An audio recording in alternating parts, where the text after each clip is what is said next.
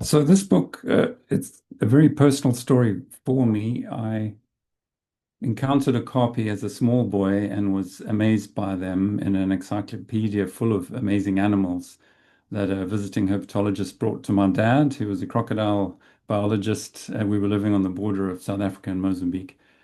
And then I kind of forgot about them. And then a long time later, 2019, I was doing field work in Gujarat in India, and I contracted dengue fever and I got extremely ill. And the post dengue knocked me out for 6 months, and I kind of lost my mind and I couldn't travel. And then I emerged straight into COVID-19, which was not great. And one place I could go and see wild animals was the zoo.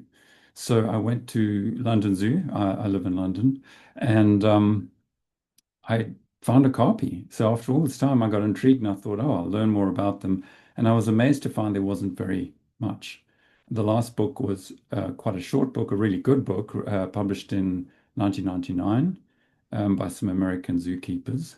And I went to the libraries and archives to see what else there was. And I was told while I was there that actually there were all sorts of records because London Zoo has a very long history with Okapi, as I will reveal. So I thought, well, maybe I could write a book on this, and it was taking me out of my comfort zone. I didn't quite realize how much. I thought it was going to be a straightforward discovery story, and with some detail on current status of Okapi, and then gradually the book just got bigger and bigger. But there were just so many angles on Okapi on the one hand, but also it's so hard we know so little about them that I felt I needed to try and capture as many different perspectives as I could to piece together a picture of these animals. It was also the time of George Floyd, and UK institutions were thinking about how they dealt with their histories. And I thought, of course, Zoological Society of London, the Natural History Museum, where important work was done, were institutions with just these sorts of histories. And how could I write a book about an animal and how the natural history knowledge was made about it, which took on all the different dimensions, the colonial history, the how Western science is made, the how local people and indigenous knowledge is essential and yet filtered out in the process. And the Kapi just seemed like such an emblematic animal, symbol of this incredible place, the Congo rainforest, the other green lung of the planet that's always forgotten. You only hear about the Amazon. Um, so, and of course, it has an African name, African scientific name, which is very rare.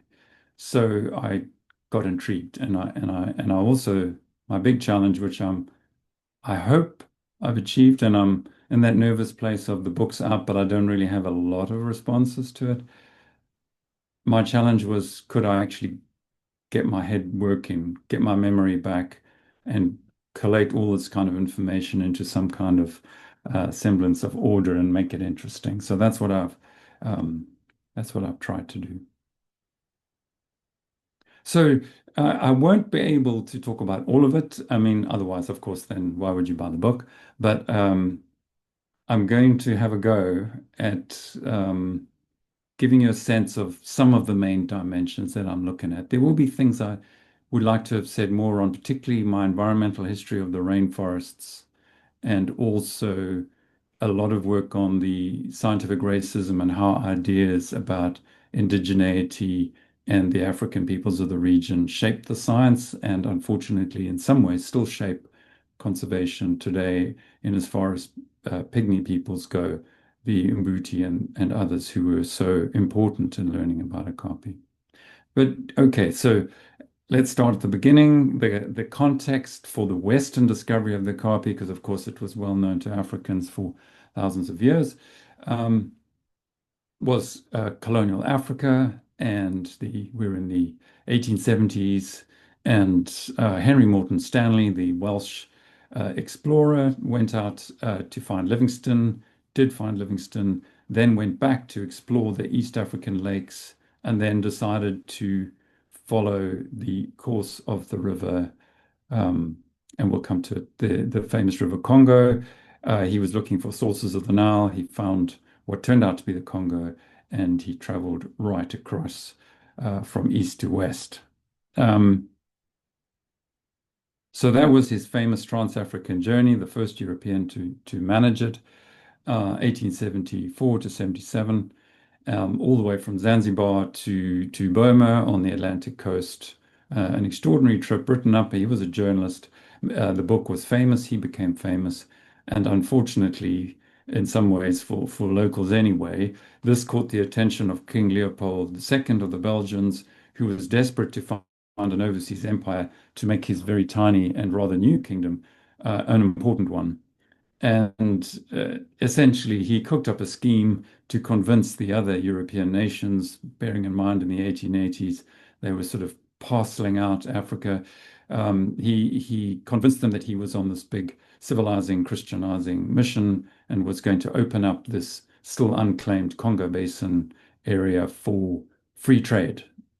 This was, of course, not his aim, and it was one of the most bloody and rapacious um, extractions of natural resources from a continent which has seen many. Initially ivory, then rubber, and then later minerals. And sadly, that's more or less still where the country sits today. But that was the broader context. So why do I mention that? Well, he while Stanley was actually employed by Leopold to go and open up the Congo, and while he was doing that, a young chap called Harry Johnston came out to see him. Now, Harry was an interesting person. He sort of middle class background. He grew up in England and he went to London to study languages and art. And he went drawing at the zoo and he was noticed and he was invited into where they keep all the specimens and he illustrated drawings. He illustrated anatomical skeletons and skulls and things for scientific papers, and he became a pretty good anatomist from doing this. So through his art, he learned his science, and he went to see Stanley in the Congo. That was his first taste, and that's the front page of his book, also to show you his drawing. He was really, truly gifted. Um, at this time, he'd also read this curious book by Goss called The Romance of Natural History, which was about all the exciting discoveries coming in through empire at that time, but also had a sort of cryptozoology section on what might still be out there. And he said one of the most interesting places is the Congo rainforests. And he also said the unicorn, there are tales of the unicorn, lots of evidence for a unicorn in Africa and possibly in that region. So this was all in Harry's mind, and then he went off after his Congo trip and built a career in the Foreign Office, being a sort of colonial governor in various places and writing up wonderful and beautifully illustrated natural histories of all of these places. And the thing that really piqued his interest was Stanley sort of fell out with Leopold and then ended up, back in England. He settled in England and then I think he was actually on a book tour in the States. And um, this curious fellow called Emin Pasha, who was a sort of regional governor for the British in what's now South Sudan, um, was about to be overwhelmed by essentially a Sudanese liberation army led by the Mahdi, the so-called dervishes. They had just killed General Gordon, who'd been sent out to rescue them, and he was the last man standing. And the public were baying for a rescue, and who better but Stanley, who knew the area. So off Stanley charged back into the Congo on a fairly disastrous expedition. But during this expedition, he, as usual, took notes on all the natural history, and then he published two beautiful books on this journey. And um, Harry read all of it, including the appendixes. And in Appendix B, he found this note. The Wambuti, that's the Mbuti, so-called pygmy peoples, knew a donkey and called it Ati. They say that they sometimes catch them in pits. What they can find to eat is a wonder. They eat leaves. That was it. But Harry thought, well, that's amazing. A horse, an equid in the rainforest, that is very strange. Maybe because all equids are grazers. So that is very strange. Maybe it is this kind of unicorn. So he's more or less about to retire from his career. He had a post in North Africa because he couldn't get malaria there. He'd had blackwater fever too many times. But this was very tantalizing. And when he was offered a job looking after Uganda Protectorate through a difficult patch, he went out there, and he went out there mainly so that he could try and get an excuse to get himself into those West African, um, sorry, Central African rainforests, which was Belgian, so he needed an excuse.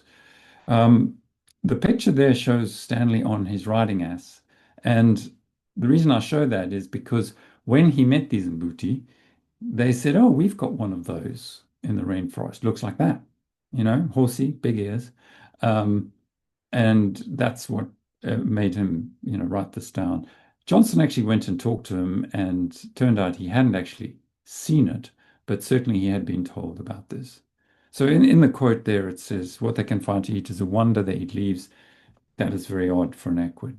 This was the information that Johnston needed to, really push him to get out there. So the discovery for the West, that is, came out of with this background. So Harry was primed and looking, and serendipitously for him, but rather tragically for the Mbuti people involved, at this time there were these world expos or exhibitions had become quite popular, and there was one due to happen in Paris, the 1900 one, and a German impresario charged off into the interior to try and get hold of some pygmy people who he intended to exhibit. Because at this time, people were super fascinated in all of the curious megafauna coming in from around the world. They were equally intrigued by the new peoples and kinds of peoples they were encountering on their colonial travels, Western colonial travels. And there was an absolute sensation about so-called pygmy peoples. I talk a lot more about this in the book. Anyway, this German arrived in Belgian Congo and tried to get permission from the local Belgian officers, and they, to their credit, said no. So he kidnapped them and made a dash for the coast.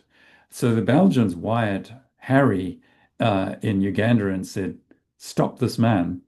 So he did. And he rescued the surviving Mbuti folk, and they came to live with him behind his house at Entebbe until such time as he could return them. And he talked to them about this curious animal they described to Stanley. And they said, oh yeah, sure, we have those." So he was very excited, and he wangled his way into Belgian Congo through bringing these people home. Turned out he couldn't find any, though the Belgian officials said, "Oh, sure, people bring in the meat and the skins all the time." So he went blundering around looking for them. This was in the Ituri forest, which is a stronghold, in fact, near the current Ugandan border. Didn't see any. The Mbuti actually showed him hoof prints, but he was looking for a horse, and a horse has one shoe, one toe, and actually Okapi have two. So when they showed him the actual footprints, he wouldn't believe them. So he had no chance of tracking them. But he bought a couple of bandoliers as evidence that there was something fascinating going on here. And he sent these back to Philip Sclater, who was secretary of the Zoological Society of London, who realized this was evidence of something exciting and new, a sort of zebra-like animal living in the rainforest. They did at this stage, they thought it was some kind of horse. And he showed them at Zoological Society of London, and they are the syntypes. So there's a type specimen of every kind of animal.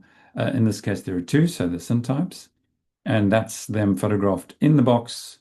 They're still in this box in the Natural History Museum, where type specimens of so many animals are found. And this really intrigued me because I was just how amazing to have two African-made bandoliers, very obviously so. They've got tassels in one end and holes in the other end. These are the syntypes for this new species. The picture is there just to show those are two of the Mbuti that he was talking to. We don't know precisely who told them and led him to evidence of the Okapi, but these were two of the men. And sadly, which I get into more elsewhere, one of these men died and was buried and then sent to the Natural History Museum, and his skeleton was exhibited there. Harry then had to go back to Uganda, but had asked for more, and he was sent by Belgian officers two skulls and a skin. And because he learned his anatomy so well, he took one look at the skull and realized from the teeth, the bilobed lower canines, this was a giraffid, and this was pretty sensational. This was some kind of living fossil. I mean, what was this animal? So first I thought an Okapi was a sensation just because it was a incredibly interestingly patterned in this red, distinct red color where it was found, and it was a big mammal discovered rather late, 1900. It was thought that all the big mammals had been found. And then I realized that it was exciting to zoologists for all kinds of other reasons. At first, because they thought it was actually a living fossil. It was a three-toed Hipparion believed extinct, or a version of it, a horse. Then when Harry realized it was a giraffid, he thought it was a missing link between the extinct giraffids, either the Helidotheriums or Sammotheriums, which had recently been discovered, and were being catalogued at the British Museum, between them and the modern giraffes. So what was it? Was it a missing link? Was it a primitive living fossil? And another reason this was exciting for taxonomists was that there was quite a good theory had been worked out for the evolution of ruminants, ruminant animals, so the deer and antelopes, and it was based on the hard parts, which are those that get fossilized, and it was based on a sort of succession over time of developments in the hooves and the horns in particular, and the teeth. But unfortunately, giraffes made a mess of this. Giraffes mix up modern and old features. So maybe the Okapi could help to resolve this. And as we'll see, the Okapi is a cussed and unique animal, and it was certainly not going to be helpful in fitting neatly into anyone's boxes. But it was a sensation. Lancaster considered whether it was part of the Helidotheriums or Sammotheriums, and in the end, it was a mixture and was different. So he created a new genus, Okapia, which used an African name, which was quite interesting. And that had been sent by Johnston, who was an excellent linguist. 3 new species would end up being named. They were so excited that based on way too few specimens, they started naming species willy-nilly, essentially. So there are many things that influence naming and scientific description, and at this time, fame and reputation was definitely part of it, as well as colonial relations, as I'll say in a minute. I won't go into the publishing history, but I do in the book why it was that it took so long for the first monograph to be published, and why the Natural History Museum, which had all the parts and the experts, didn't actually end up doing it. But that's a story for another day. So Okapi, as I was saying, are unsurprisingly awkward to tie down.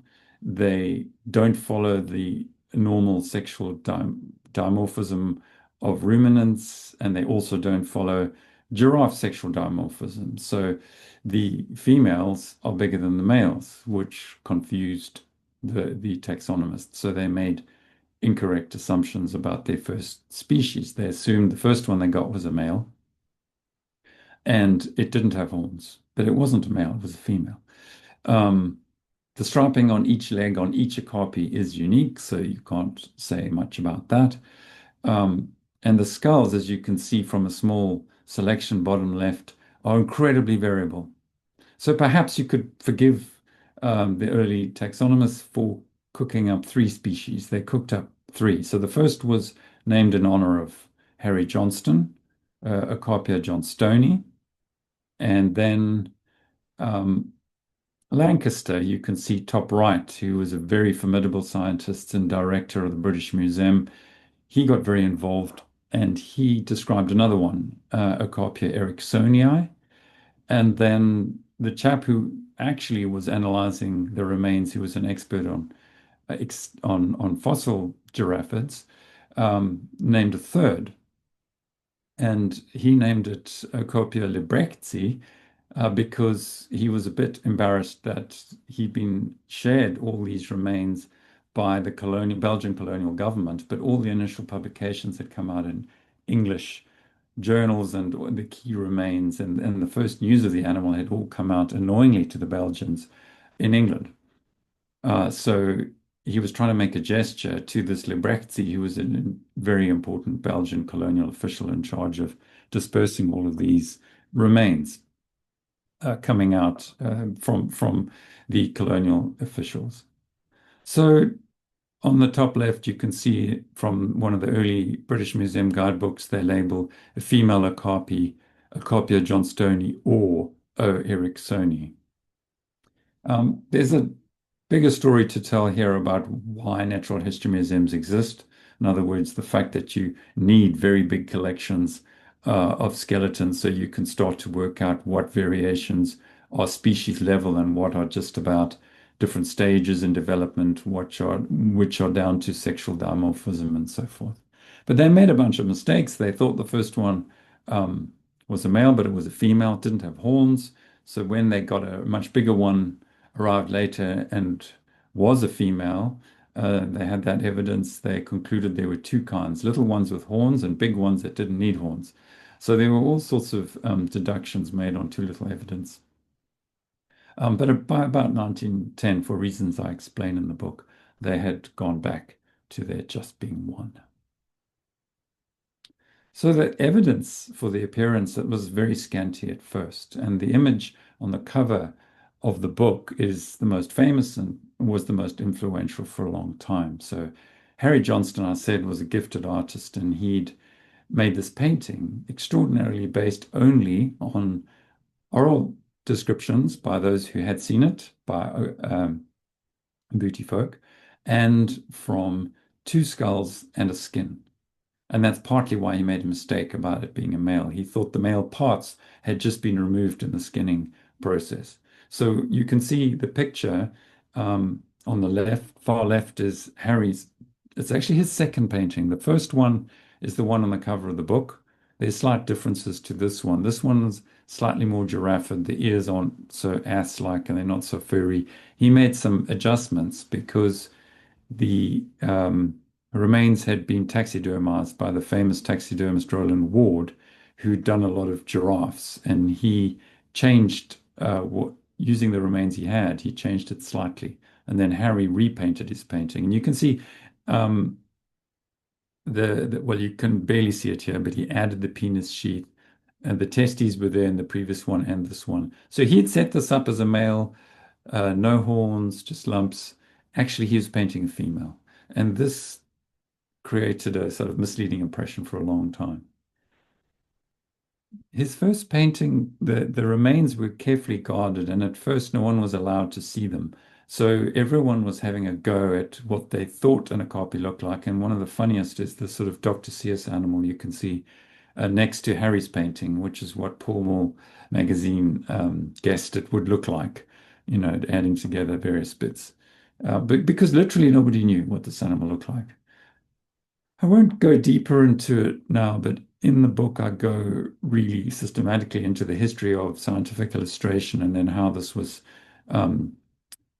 communicated in public and the influence of the first photograph. The first photograph is on the top right. The first photo of a living okapi was this calf in 1907. And then the first painting of a photograph of one freshly killed, as it literally was described, is that okapi lying down, well, prone on the ground by Schubert's, photographed in 1912. And then quite late in the day, really, the first photograph of a wild okapi, as far as we know, or at least published, was in London Illustrated News in 1931. So you can see they were so difficult to find. It took a really long time before the okapi became sort of well known, you know, what okapi really looked like. So I talk about the relationships between these representations and the scientific and popular representations of the animals. So what I call the faux carpi, really, what was really influential was the taxidermized okapi. And these were treasured, and every museum and every country and king wanted one. And, towards the end of his time, as head of the what he called with heavy irony the Free State of the Congo, King Leopold II used okapi as diplomatic currency in the same way that I suppose the Chinese have used panda bears. Um, he used these to try and curry favor and buy influence and distract people from the awful things he was doing up until it became impossible. It became too well known. In 1908, he was forced to sell. But these were a whole bunch of the early taxidermized okapi, and as you can see, they're pretty variable. They're skinny ones and large ones. The slope of the neck is all over the place. Some of them look more like llamas, some of them look more like horses. Um, some of them have very strange heads. Uh, no one really knew what a okapi looked like, but because they're three-dimensional, because they have real skins, and because they were photographed, they had a lot of influence on what people thought okapi looked like. There were a few exceptionally good ones, and I think these two on the bottom right are really lifelike and beautifully done. There's an older female from Teferen Museum in Belgium, and this calf were two of the more beautiful faux carpi. So after they'd been discovered, everyone was desperate to get remains, and I write about a whole series of expeditions in the first period after discovery up until the First World War stopped things. I'll just mention a couple here. So Boyd Alexander set off with his military friend Gosling and to explore Lake Chad, and then they traveled down to Belgian Congo and they hunted for okapi. And they didn't find any, but Jose Lopes, who was a boy that in circumstances I still don't understand, Boyd Alexander seems to have bought while traveling in Cape Verde Islands, and who became his right-hand man for the rest of his life. And they traveled everywhere together. Um, and Jose was actually the one who tracked down an okapi and, with the help of locals, dug a trap and caught it, and then couldn't prevent the locals killing it for meat, but managed to retrieve some meat and a skin and some remains, and these were sent back and to Ward in London, taxidermized and gifted to the Natural History Museum in 1906. Um, so in the book, I talk quite a lot about how Jose Lopes was written out of the story. So, you could see just a couple of headlines, Okapi seen alive, white man's unique experience, um, alone across Africa, of course, was nonsense. He had a whole retinue of African helpers who I talk about in more detail, including Jose. And there's quite a lot of essentially racism, but we can see how Boyd had actually been very honest and fulsome in praise for Jose and repeatedly said, I never saw it. Jose saw it. Jose was the one that was completely filtered out from the press releases. One or two mentioned that he had a sort of a sidekick, but he wasn't the first white man to see an okapi because he wasn't a white man. So there was all of this nonsense going on, and there were also all sorts of arguments between the different nationalities about who was the first person. But I get into that in the book. I won't go there now. Another key person was Percy Powell Cotton, who has the Powell Cotton Museum, and they have some wonderful archival material. He was a famous hunter, sent many things to the British Museum, and he had to get an okapi, so off he went. He worked with Mbuti hunters. He learned an awful lot from these Mbuti trackers about okapi, but never got near one. Um, so eventually, in desperation, he hired this well-known African hunter, Aguki, who promptly did, tracked one down and shot it, and that was regarded as the best taxidermized mount in this sort of early period, and that was donated to the Natural History Museum in 1907. And amazingly, I found photographs of many of these people, including Oguki with his wife and daughter. Again, filtered out of any sort of official accounts of this. But Percy was very clear that he never got near one himself, like the other people who wrote up trying to find a copy in this period. They were all admitted fully that they depended completely on these pygmy folk and some African hunters and trackers, and how much they learned from them. So from the sort of collecting specimens phase, there was also a great desire to get a live one. Herbert Lang led the American Museum of Natural History expedition, which was also sponsored by the New York Zoological Society, which were desperate to get an Okapi for the Bronx Zoo. They spent years and years and years looking for them. He worked with a posho, an expert Okapi trapper. You can see that distinguished old man in his 60s, bottom right, wearing those protective bands. Okapi were regarded as very spiritually powerful, so you had to have protection if you were going to catch them. Posho reckoned he'd caught about 100 of them in his career.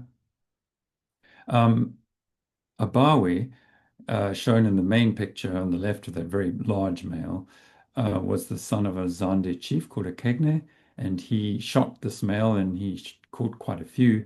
And these were sent to the American Museum of Natural History, and they're still on show in its Africa Hall.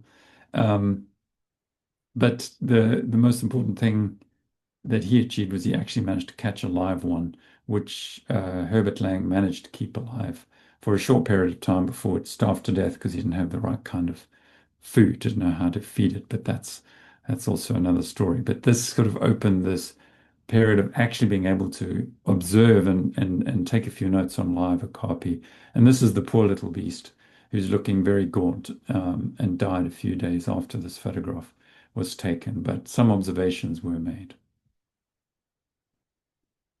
A person I'd normally say a lot more about was this eccentric Italian infantryman, Attilio Gatti, who did many, many African expeditions, including two looking for Okapi in the 1930s, the first time to try and catch two for London Zoo. And he befriended and worked with an Mbuti chief or leader called Makulukulu. That's the name I've retrieved, probably not his real name. And they actually caught two adult Okapi, but he didn't manage to hang on to them.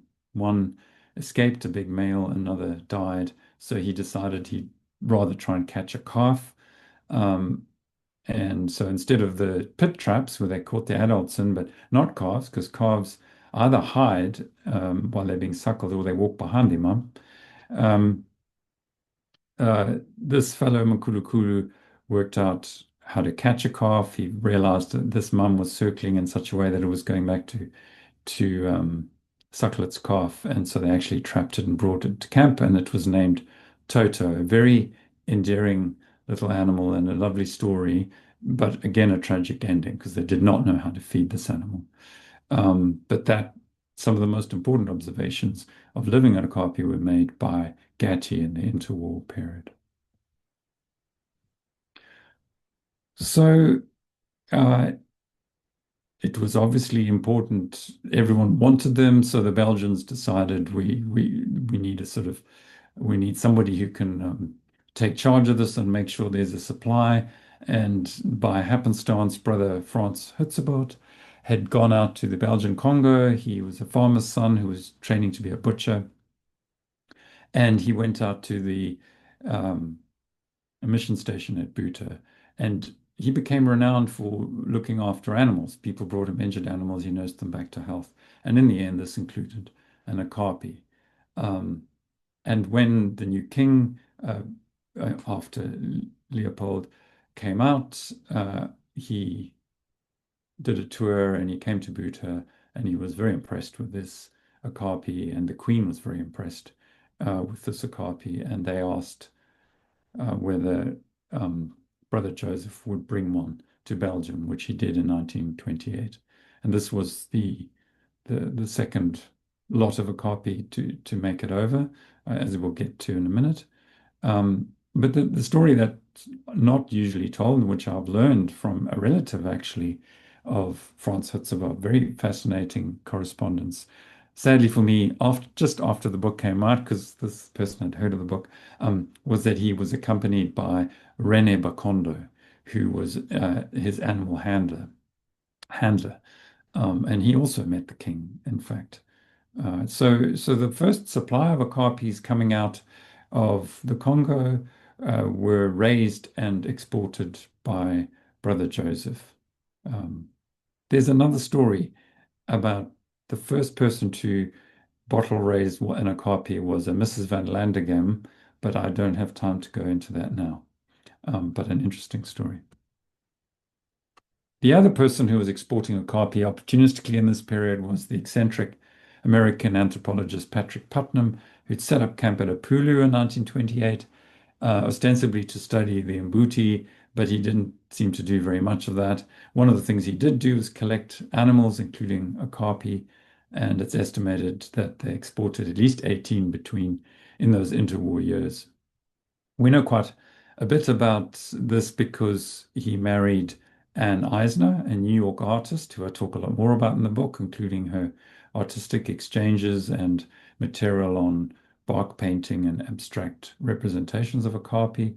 Again, no time for that. And there's Anne bottle feeding the okapi. A small point here is that they had a copy brought in which was already weaned and it was starving because it wouldn't eat the food it was given. And Anne has a nice story about this man Saleh who came over to see what the fuss was and could not believe that these fools were putting the vegetable food on the ground to feed an okapi, and went off, got a liana, came back, strung it over the top, tied the leaves, crossed to the liana, and immediately the okapi started to eat the food. So, one of many instances I talk about of learning about okapi behavior from local Mbuti people. After World War II, so a lot of those okapi that had made it overseas had either died or died because they'd starved during the war because of lack of food for zoos or destruction of zoos, for instance, in Frankfurt. And there was big demand after World War II, and the Belgian colonial government decided to now regulate it, partly because of the criticism of okapi dying and worries about the fact that this is a really rare animal. So there was a formal capture operation set up at Apulu, 1947, directed by this very interesting man, Juan de Medina, and so son of a Portuguese doctor, I think, and a local African woman, and I say a lot more about him again in the book. And in fact, most of the Okapi that went to the West after World War II probably, well, definitely our ancestors or came out of this Ipulu period. And so many of those rather in zoos now are their ancestors were those Okapi. And Juan de Medina is the man we should look to. He actually did systematize okapi capture and made it a lot better in the way they treated okapi and looked after okapi. And the survival rates were reasonable, but once they had to then export them, most of them died on the way or soon after arrival in Western zoos. So there are many reasons for that, but most obviously it was just an awfully long way. They had to travel by lorry, they had to travel by boat, by barge. They then sat in Leopoldville and under really poor conditions. There were people shouting at them. The food wasn't very good. They went through a tsetse fly zone because Leopoldville, now Kinshasa, is in the savannah. It's about 600 miles, 1,000 kilometers from where they come from. Then they were sent by rail to Matadi, then by ship to Boma, and then finally shipped 5 days to Antwerp. Took about 52 days. So no great surprise that many of them died. So yeah, I mean, some figures up to 1950, half of those that were captured didn't make it, didn't survive long enough to be exported. Of all of those captured up to 1950, 81% didn't make it to 6 years old. Of all the okapi born in that earlier period, 1918 up to 39, that made it to Europe, only 3 of them made it to double figures. So you also had to sort of ask yourself, why were they still exporting Okapi, and why was you still asking for them when so few of them survived and survived for such little time? The first Okapi to arrive alive in the West was Buta, arrived in Antwerp Zoo in 1918 and survived 51 days. Then there was Congo the One, who died, who was going to be sent to the UK because the Belgian royal family are very friendly with the British royal family at that time. Telly was the one I showed earlier, was delivered by Hutzebot and Bakondo, shown in the picture on the right. That's Hutzebot smoking a pipe. Um, Telly did really well, lived 28 years. Congo 2, also captured by Hutzebot, for which he got a gold medal, he got a silver medal from the Zoological Society, arrived in London Zoo in July 1935. He survived until November. Second Okapi, Buto, arrived 2 years later, and he did rather better. He lived to about 1950. Essentially, by the sort of middle of the century, in fact, even later, we learned a lot about looking after Okapi after in this post-war period because so many died. But the lifespan could be, on average, 15 to 20 years, just to give you an indication. Um, Also in this period, partly because there was a lot of criticism of animals dying, and later because there was criticism from more animal rights perspectives on keeping animals captive, many zoos in this period began to reorient, to pivot to a conservation focus. Antwerp Zoo was the most important zoo for Okapi, being the main zoo in Belgium. They had good links with the Congo, and they tried to go out and work with the colonial authorities. But for reasons I discuss in the book, this really didn't work. Um, yeah, I won't go into that now. There's some interesting stories there. But quite, by the 50s, zoos in many capitals had Okapi. New York, Copenhagen, Paris, Frankfurt, Basel had Okapi by this time. They were slightly. I'd say one thing about why Antwerp Zoo fell out. So they were supposed to have say over where the copies were sold to. They were proper scientific institutions that could look after them. And the colonial authorities sold one to the Ringling Brothers Circus, which really was pushing it. So very briefly, what was learned? What can we say? Um, Not a lot up to 1918. There was a little bit about what they ate, that they're browsers, not grazers. Some of the plants they ate, but there was a lot of disagreement over did they like swamps, did they like dry land, did they like thick bush, did they not? Did they hang out in ones and twos or herds? Were they busy, were they nocturnal or diurnal? Um, they'd worked out from being told by locals that the mothers left the calves in little nests and came back to suckle them. They knew they walked like giraffes, like two legs together on one side and then two legs together on the other. But there was very little known about behavior, and all of that was from captive okapi, mainly calves, and they were habituated animals. They did know that calves bleated, but apparently adults didn't make any sounds. Most of the knowledge was really anatomical and based on the durable remains, skeletons, bones, hooves, skins, those sorts of things. They'd worked out that females are bigger than males and only males have visible horns or ossicones.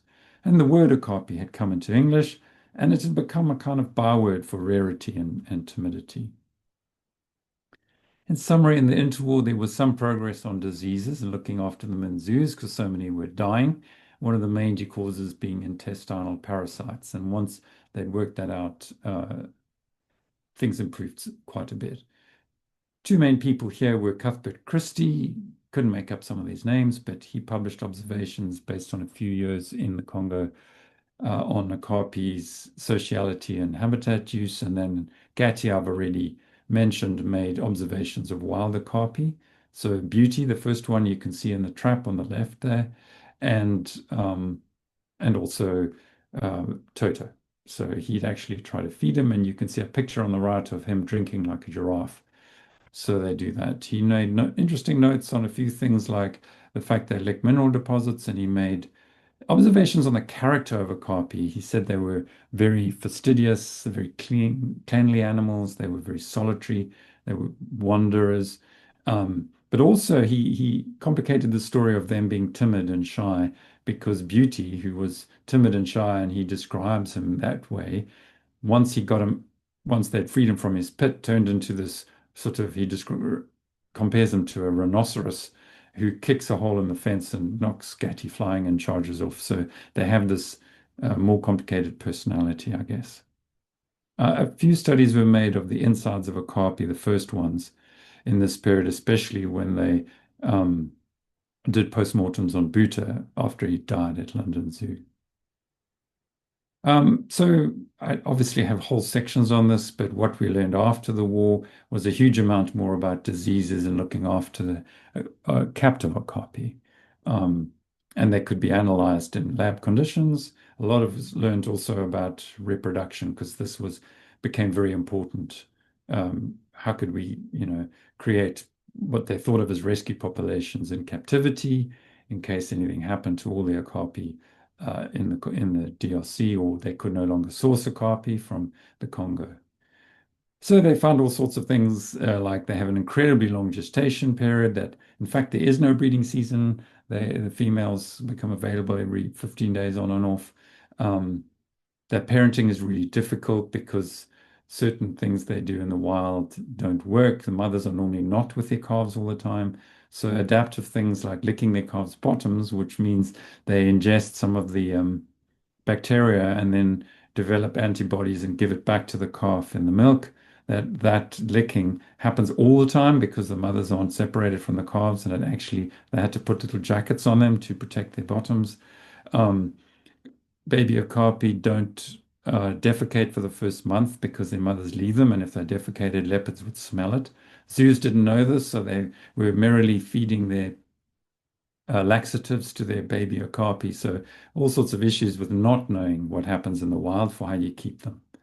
They started a stud book um, to track zookapi, and this was done by Agatha Gezen at Antwerp, and she wrote this wonderful book in German in 1959. And I go through the various key reviews of the state of knowledge, which I list there on the slide. Most recently, John Hart in 2013. So a lot was learned about physiology, anatomy, and behavior in captivity. For instance, that the carpi use infrasound. This was discovered really late in American zoos in the 1990s. But still, very little was known about okapi behavior in the wild. One of the most important things was tracking, radio telemetry tracking by Therese and John Hart, a project funded by WCS, the formerly New York Zoological Society. So they radio tracked okapi in the Ituri forest and learned a whole lot of things about their home ranges and those sorts of things.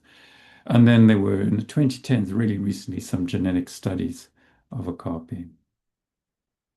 So okapi behavior, actually, I won't have time to go into that now. I'll just make a comment that poor little calf on the left is bleating for his mum. There were a lot of debates over whether okapi vocalize or not. And there are still differences of opinion on this. The thing I want to say something briefly about is this business of, so we've learned so much about okapi, but they're all kept in zoos and they've grown up in zoos and they've grown up around people. And that question, which was nagging at me, of course there are okapis, but how much can we say we know about wild okapi based on this knowledge?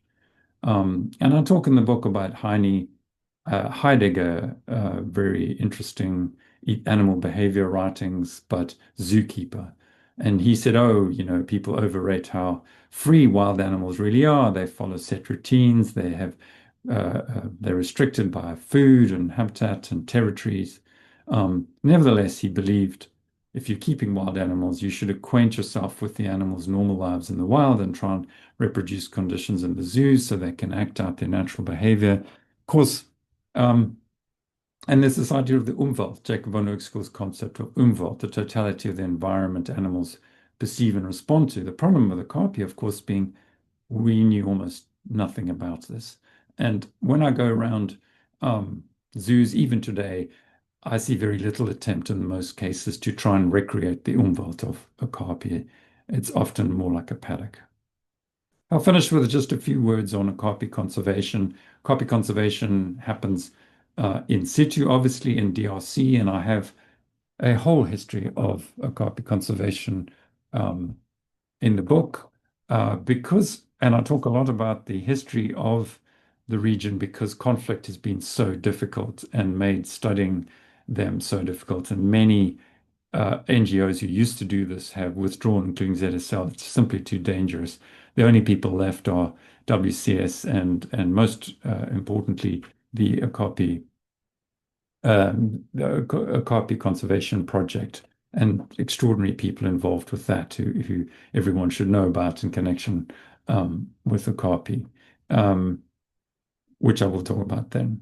But it's essentially a really difficult situation requiring more or less, not quite paramilitary, but armed conservationists. And there are a lot of issues with how conservationists interact with local people, restrict access to the forests, or give selective access to pygmy people, and and prevent Bantu farmers from going in, which causes tensions. And this is also to do with constructions of indigeneity. So the politics of conservation there are very difficult, but this is where the Okapi are. This is where the conservation needs to happen. And local communities and ultimately Congolese people, and it is their national animal, are those people who are going to protect and ensure that the Okapi survives or not. So briefly, looking at the inset map, bottom left, showing Democratic Republic of Congo, the very dark patches is the known distribution of Okapi in the entire world. A small patch southwest of the Congo River and the rest to the northeast of it. And on the larger map, there's a series of really fragmented series of protected areas, including the reserve de Fonds Okapi at Ipulu, where the old capture station was. And the challenge here is that these are becoming fragmented, and even within the national park for Okapi, there are armed there are all sorts of armed factions in these areas, complex wars going on across the border involving Rwanda and Uganda. And there are about 70 gold mines, illegal gold mines within this national park for Okapi. So an extremely challenging conservation environment.